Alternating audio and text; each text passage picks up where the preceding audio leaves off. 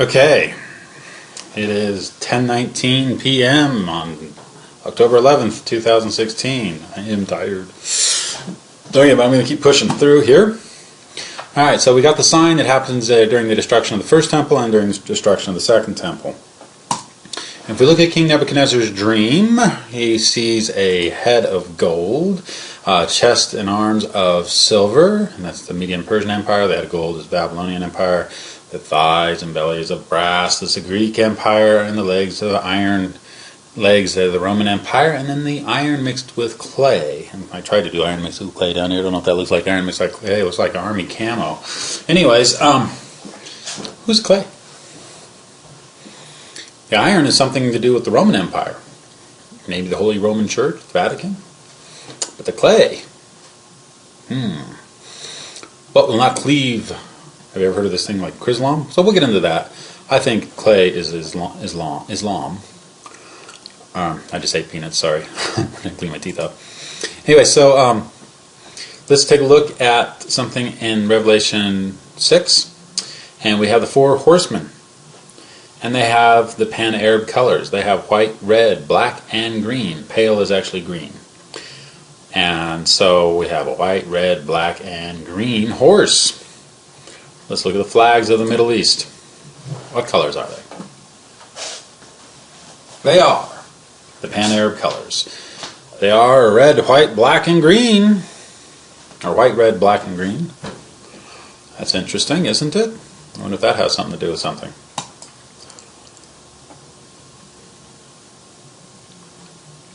And these are different colors, what they represent. You can stop and read that if you're interested. Alright, as in the day of Noah, let's go up to Noah. Jesus said, "But as the days of Noah were, so shall the coming of the Son of Man be. For as in the days that were before the flood, they were eating and drinking, marrying and giving in marriage, until the day Noah entered into the ark, and knew not until the flood came, and took them all away. So shall the coming of the Son of Man be."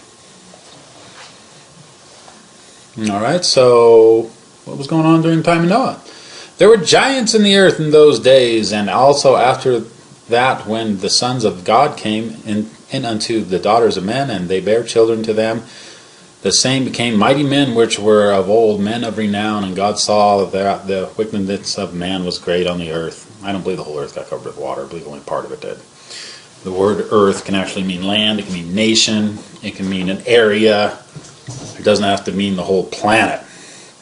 It wouldn't make sense for me to have little animals come, God have to take little animals out of South America and carry them over an ocean of water to protect them from water during a flood. So that doesn't make sense to me.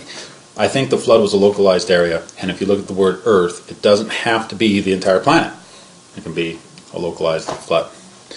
And there's also scriptures that talks about the giants that were north of the flood.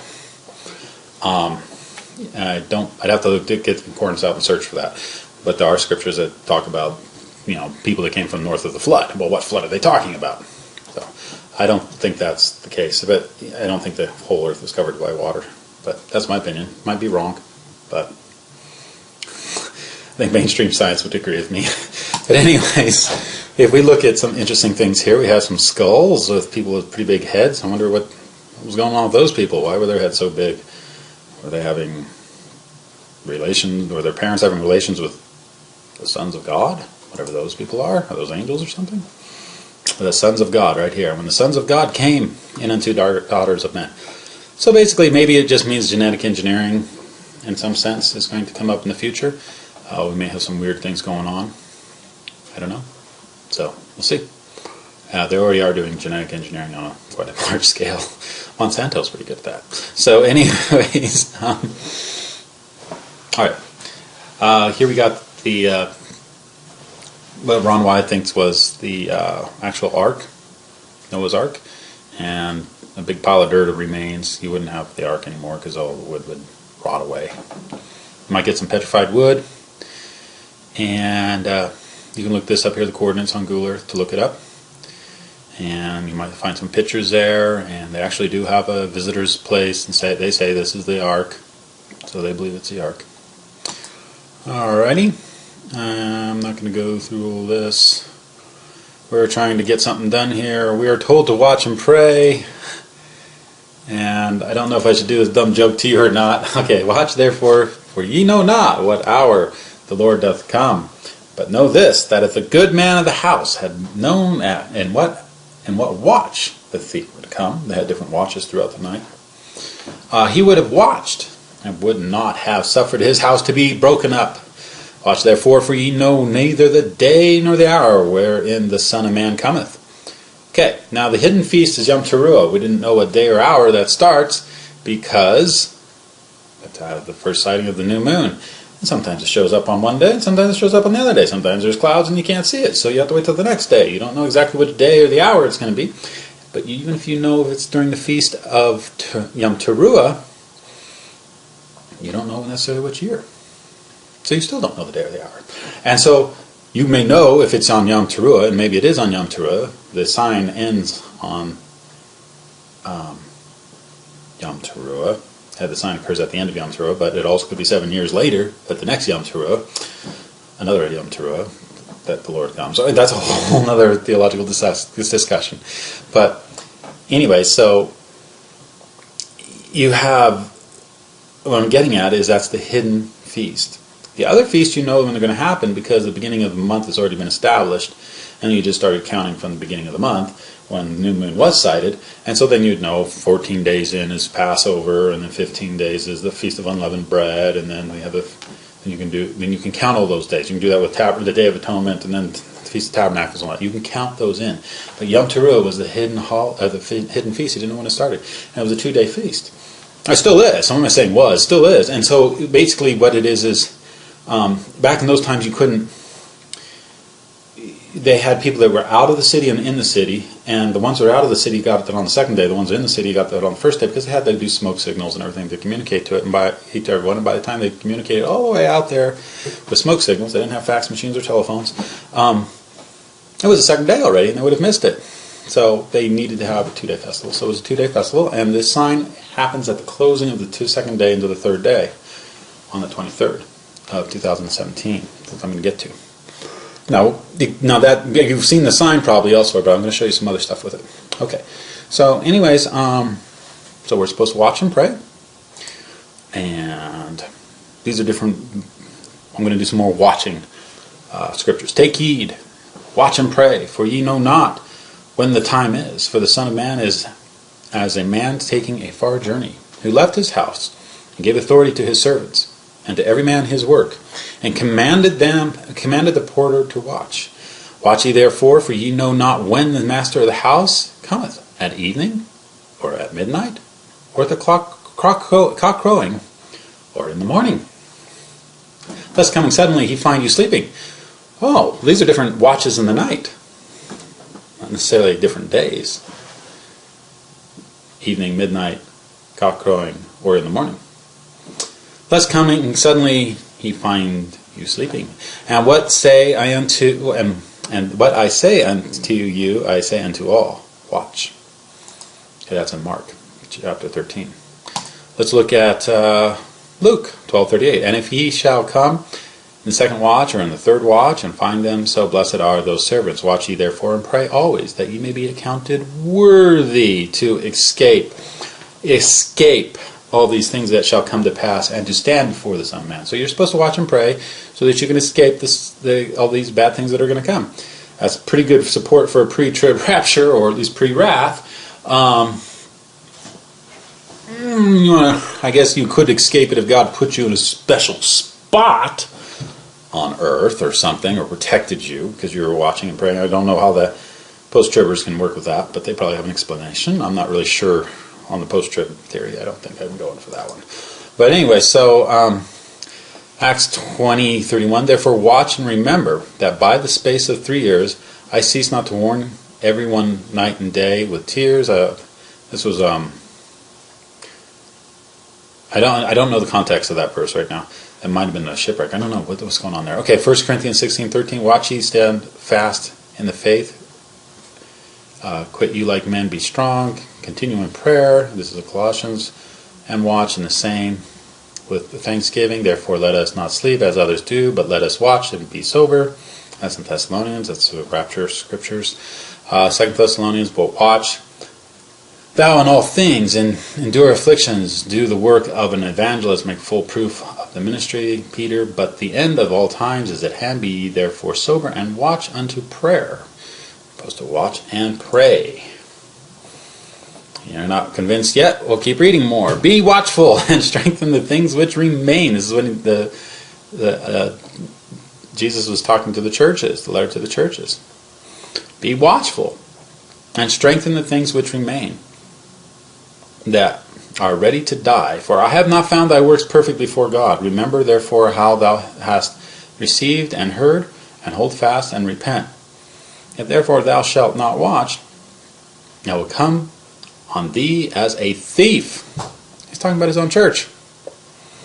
I will come on thee as a thief, and thou shalt not know what hour I will come upon thee. I don't remember which church this was, but the whole point is, they're going to be some that seems like that they are just, playing church, not really paying attention, not watching, just being slackers. All right. So when Jesus tells us to watch, does he mean to do this? Go outside and look at the sky. Now I could play this video. You can fast forward through it if you want. I'm just going to play it, and you can either enjoy it or not. It kind of gets the point across. I don't know if it's kind of stupid. I'll do it.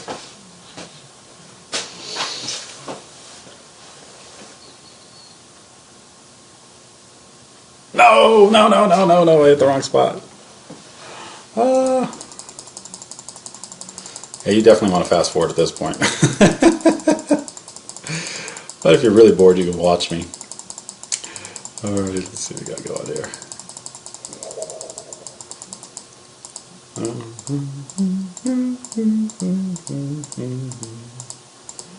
Oh my goodness. How many slides do I have? Alright, here we go.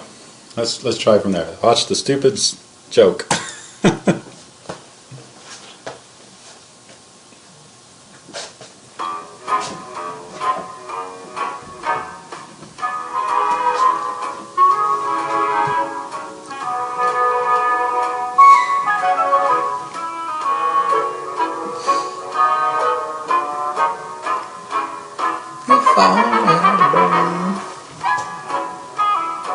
You see? Are you watching? I don't think that's what he meant.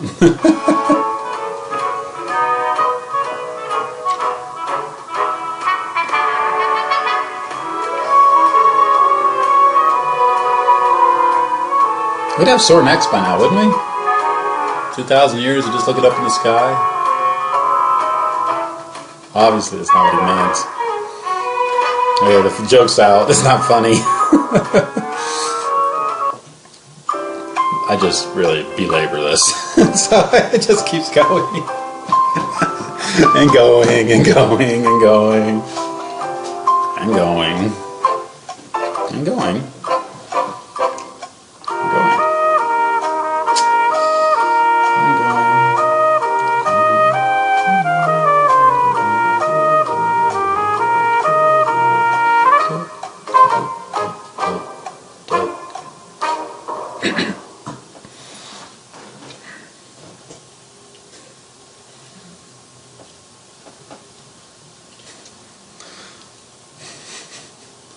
I think he's going, really.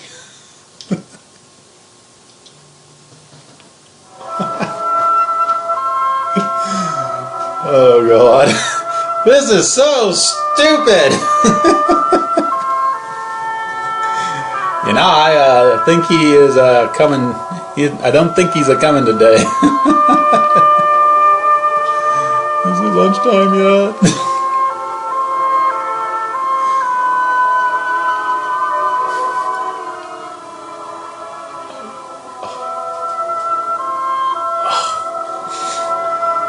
Jesus, my neck is getting sore. Mine's broken. That really doesn't make any sense, does it? Surely that is not what he meant when he told us to watch. So what did he mean, and are we actually doing it? Okay. I gotta fix that slide. Alright, so text message. One moment. Alrighty, I don't know what's going on with that slide. But anyway, so we're going to continue on. See, I got so much stuff in here, I couldn't get it all together. I just want to get it out. Because I've been sitting on this for like 2 years or 3 years now.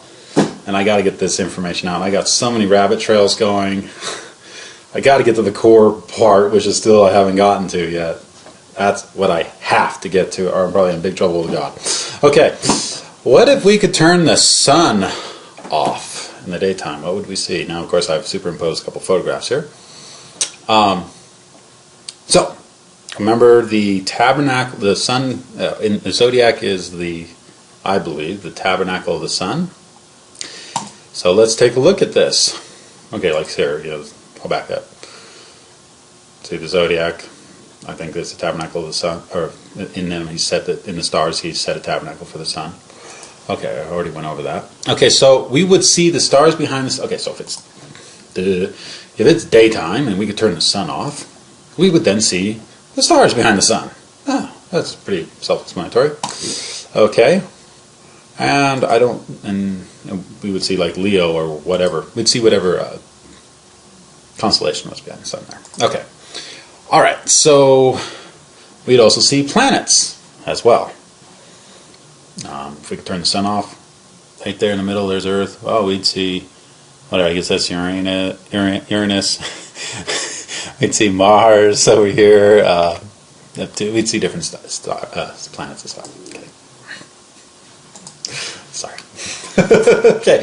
Anyway, so, alright, so here we have Virgo, and here we have Leo. And I'll come back to slide 373 in a moment. And as we look at these, if we count okay, I better pull this up first. Most of you probably already know about this. And there appeared a great wonder in heaven, a woman clothed with the sun, and the moon under her feet, and upon her head a crown of 12 stars. Okay, let's look for a woman clothed with the sun, with the moon under her feet, and that crown can also mean garland. Let's look real quick so you can tell. Did I get it right? Where am I?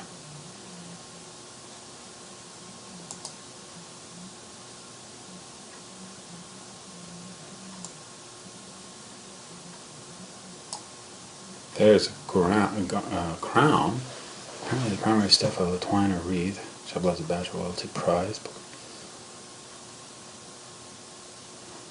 Literally or figuratively a crown. Huh. I ran into somewhere where I believe that can also be translated as the word crown. I mean, as a garland. Okay. Well, we'll move on. Anyway, so let's take a look. Here we got Leo. We're looking for 12 stars above Virgo's head. Now, if we use the way the lines are usually drawn, we end up with, oops, back up a little bit, we end up with 9. Okay, so we got our 9. That's what there's all the time. And then we had 3 planets. We get 10, 11, and 12. And of course the sun will show up at this time in 2017, and the moon, you can see the moon at her feet. There's the moon down here at her feet. There's the sun. And this is Jupiter down here when it's just been born out of the constellation of Virgo. And what's represented by the hip bones is Hezi and Spica, these 2 stars here. And so there you go. And that's what it looked like in the daytime with the artwork. And obviously you wouldn't see these stars. Now what's important to realize is that the Jupiter is going to go into Virgo for, usually just goes right through in about 2 months. It will be in her womb for the gestation period of a baby this time, for 9 months or 10 months. And the reason that is because we're going to pass Jupiter, and as we pass, well, this is like as if we're passing Mars, but it can be as Jupiter too. As you pass, you cause the planet to look like it's going backwards in retrograde motion, and that's why it stays in the stars longer.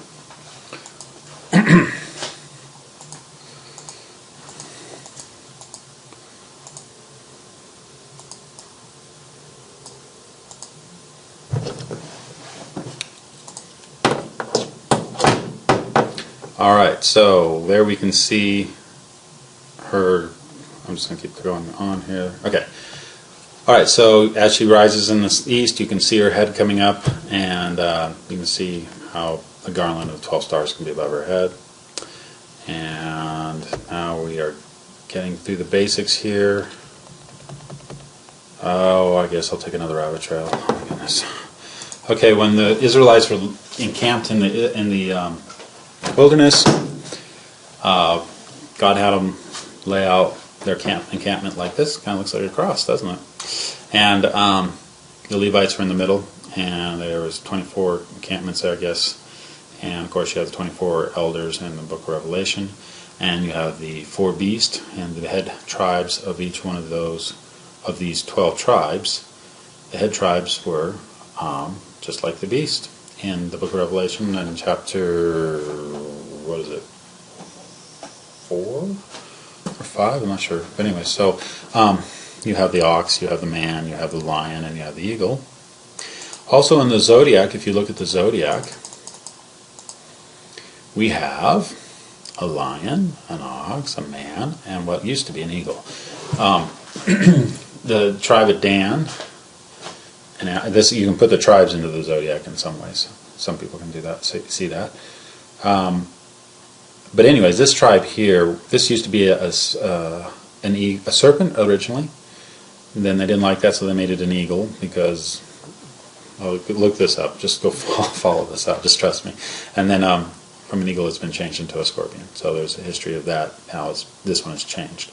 The other one stayed the same. So it could be that what we see when we see, okay, so we have our 4 beasts.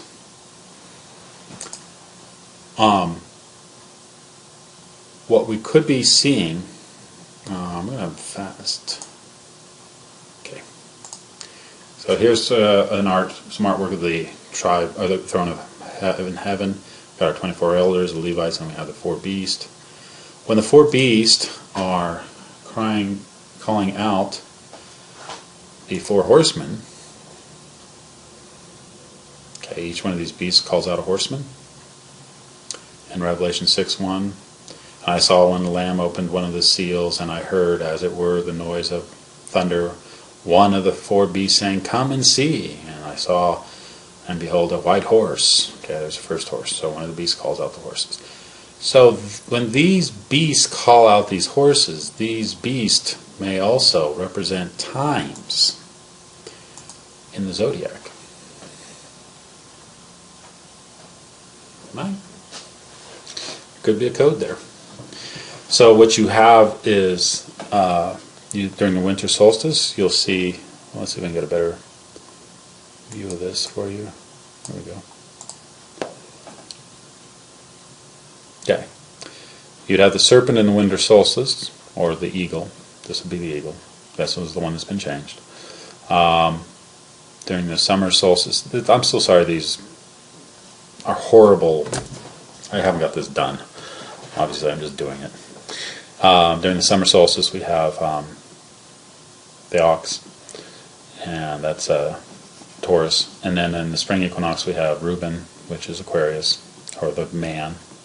And we have the Lion of Judah, which is Leo, the autumn equinox.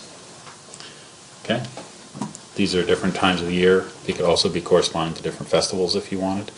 They may be a clue to certain things. I don't know. Something you may want to look into.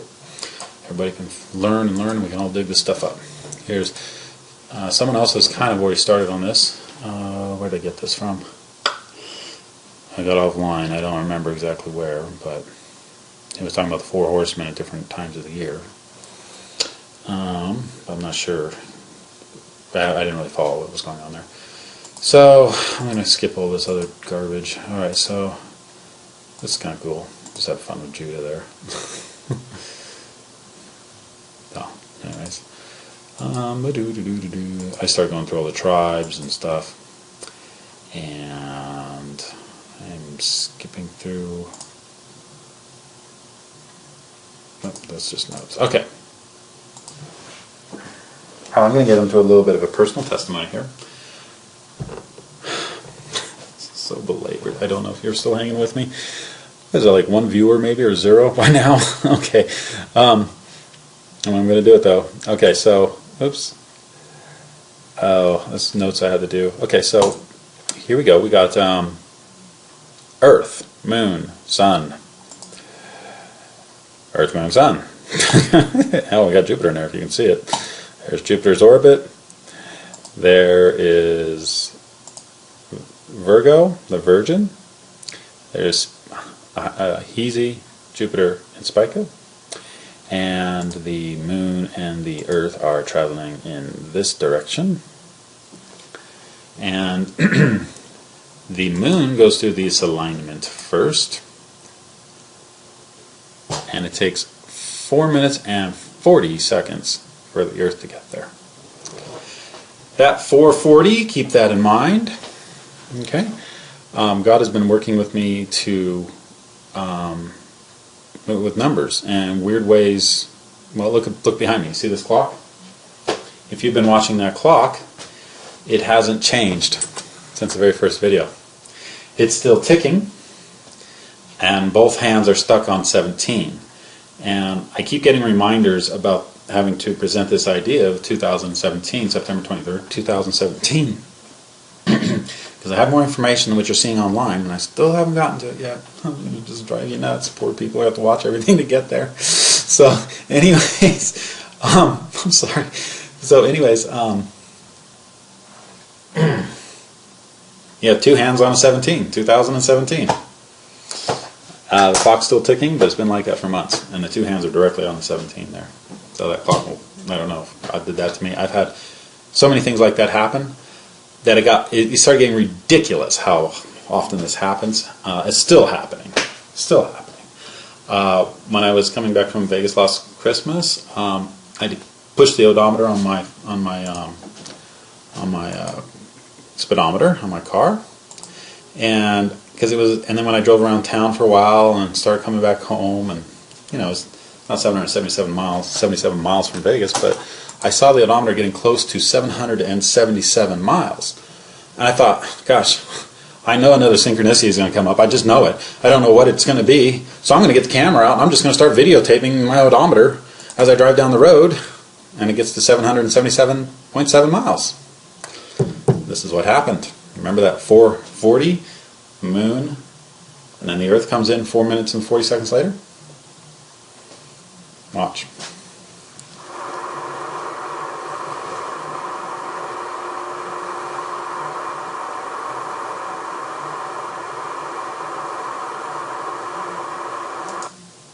If you look right here, we're 11 seconds into the video.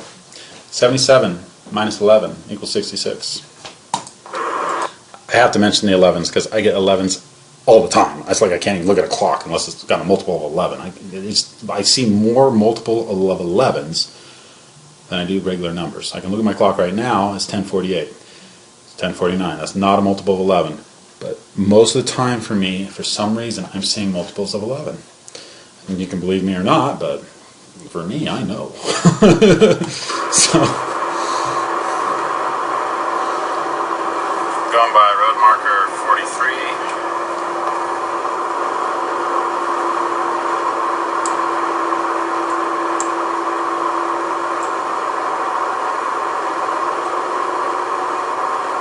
Okay. There's 777. Nice. And I thought nothing happened at 777. Let's see what did happen. It was a multiple of 11. There's 33 seconds into the video with 1 minute and 33 seconds left over. When we got to 777, which is 3 sevens. We also have 4 3s here, which is interesting. Okay. Well, let's see what happens when it gets to 777.7 miles. As I'm doing about 70 miles an hour. There's 777 minus 439.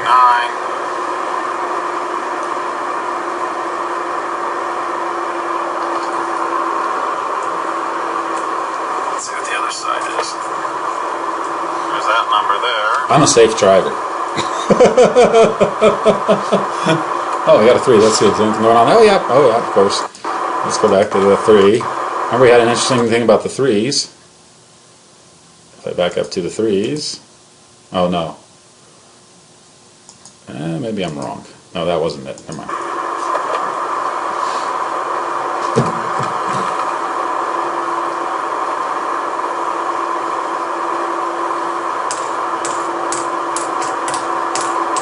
And it is 4:39. Okay.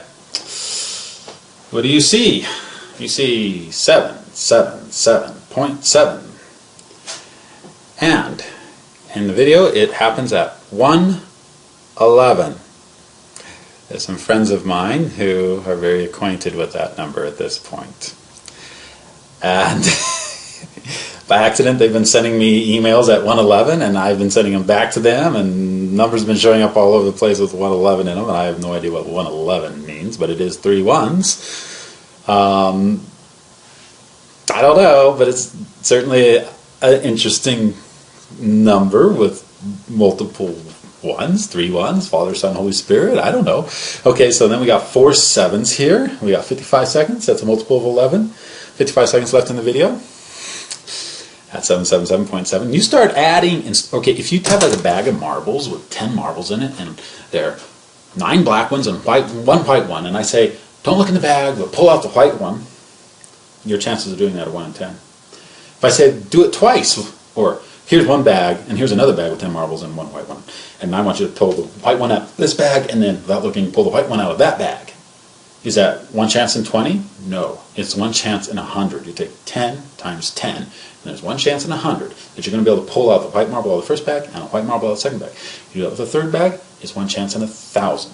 You always multiply the odds of 1 in 10, so 10 times 10 times 10.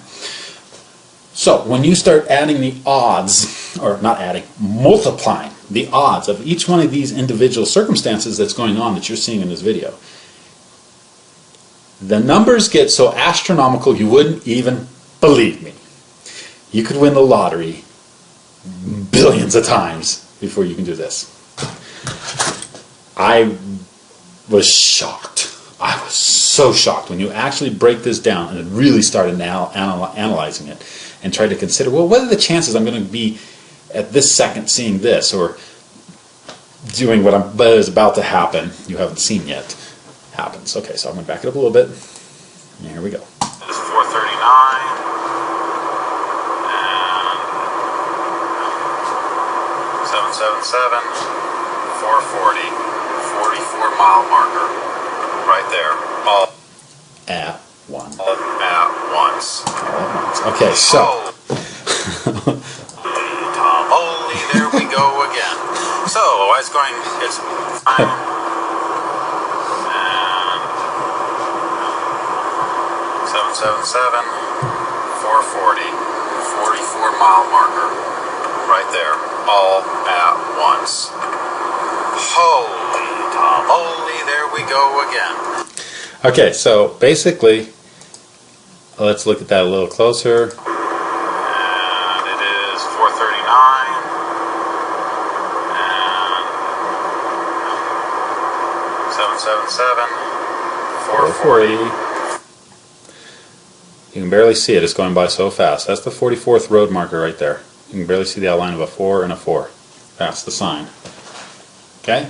How long does this take to happen? It's 1 minute and 15 seconds. When did it start?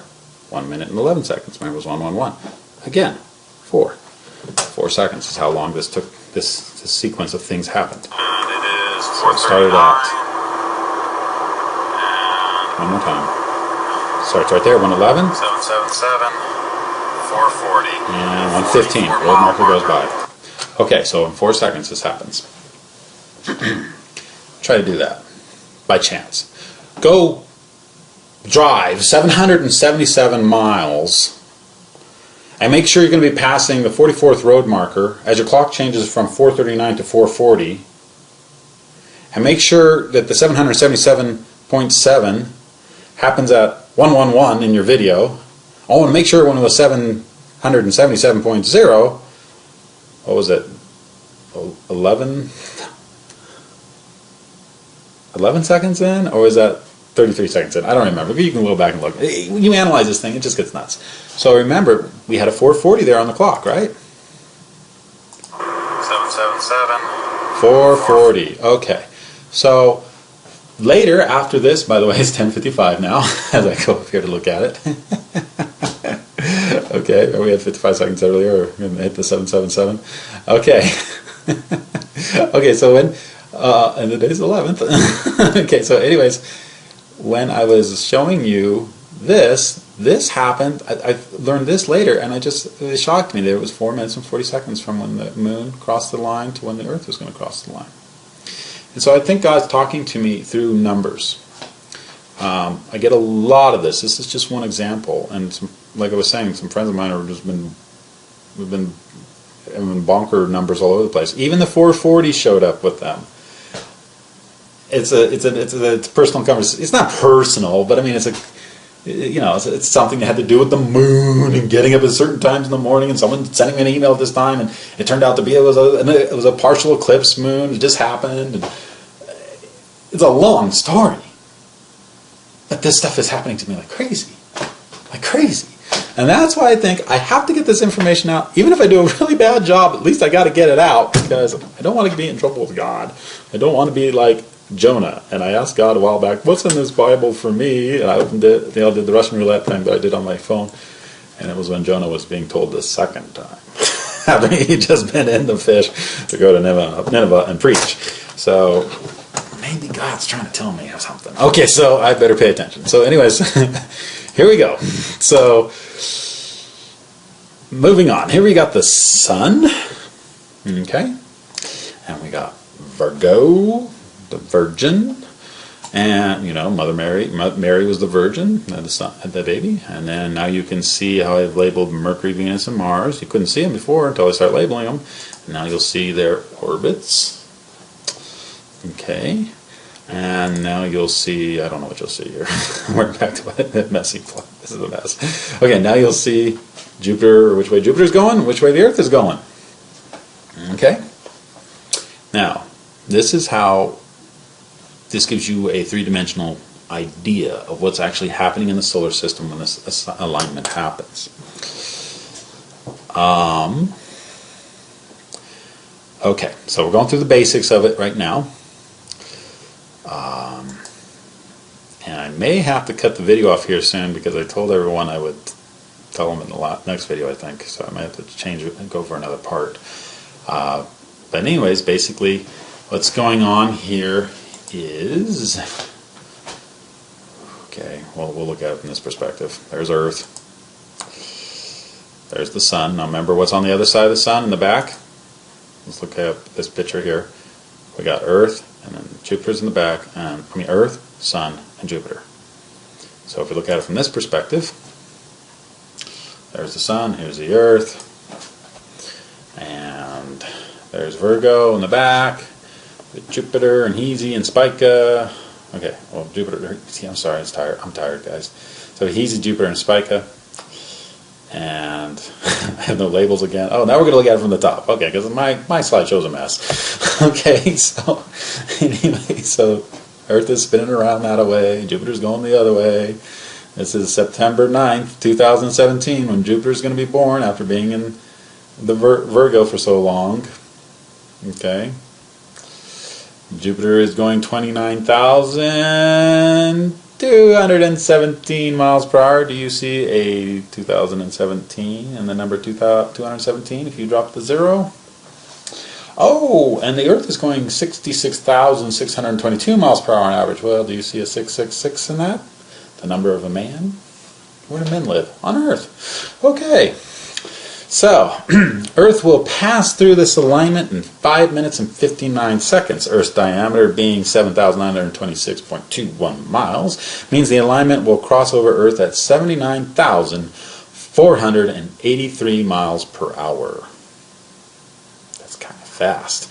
If you add in the troposphere, that's where the weather occurs on planet Earth, 11 miles high on both sides of the Earth, the diameter of the Earth becomes 7,948 miles wide. With the Earth's lower atmosphere, the troposphere, it takes exactly 6 minutes for the Earth to pass through this alignment. 6 is the number of man. 666, a man's number. Okay, that's 22 miles per second. That's how fast we're going through this thing. We're going through this alignment. 79,000 miles an hour is 22 miles per second. Here's a space shuttle shot. It talks a little bit about the different spheres, or atmosphere. The troposphere is the one at the bottom. It's 11 miles high around the equator area. It's thinner at the North Pole. It kind of bulges out as the Earth spins.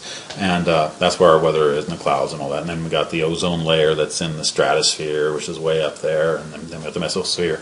And the space shuttle orbits somewhere down in, what, I don't know, 100, 200 miles up. So it's about, the space shuttle orbits in here.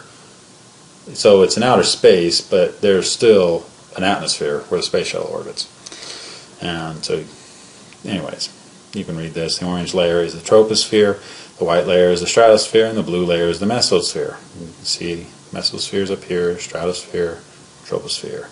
The shuttle is actually orbiting at an altitude more than 320 kilometers, 200 miles far above all three layers. Okay, so it's actually it's up in here in the ionosphere. Okay, but it is not in the mesosphere. But we're looking at this layer, and this layer. So this is the mesosphere, stratosphere, troposphere. This is where our clouds and weather occurs, in this orange layer.